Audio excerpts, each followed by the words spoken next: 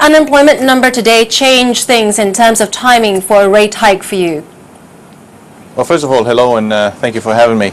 Well, look, the way I see it is one number, and it's clearly a good number. I mean, there's no doubt about it. If you look at the nuts and bolts of it, it's not only the headline number that obviously flashes on the screen, it's also the participation, which is going up. So it ticks all the boxes. But nevertheless, we've got to keep in mind it's one number and it's one indicator out of many. And if you look at other things such as investment in the UK, etc., it's not really going up. And there's always the option, to come straight to your question, for the Bank of England to revise its framework either marginally or maybe not so marginally come early next year, which will change the picture a bit. So long story short, we think at this stage it's too early to say that it really dramatically alters the path for the bank rate.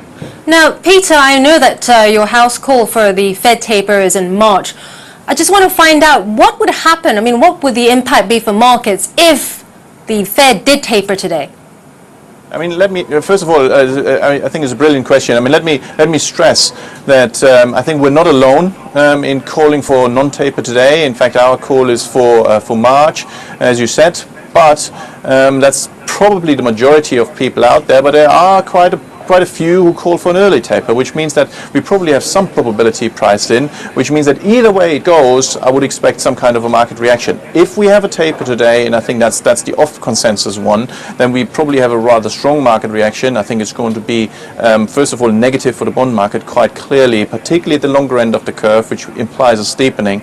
And I think it's also going to be relative in terms of the US versus the euro area in particular, but also the UK, meaning that the US is going to do poorly. Shifting back to Europe, we've had strong IFO numbers from Germany. No surprise there after the PMI numbers, of course. Are you more concerned about the widening gap between Germany and France now? I think concern is the wrong word. I mean, we note it, and it's certainly it's a pattern that's not here since yesterday, and it's probably not going to go away tomorrow either.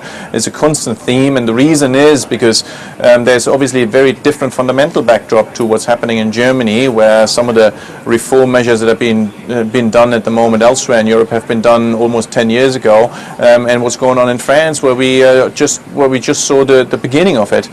So I would not be too surprised, particularly in a pickup environment of economic activity, to see the gap widening indeed.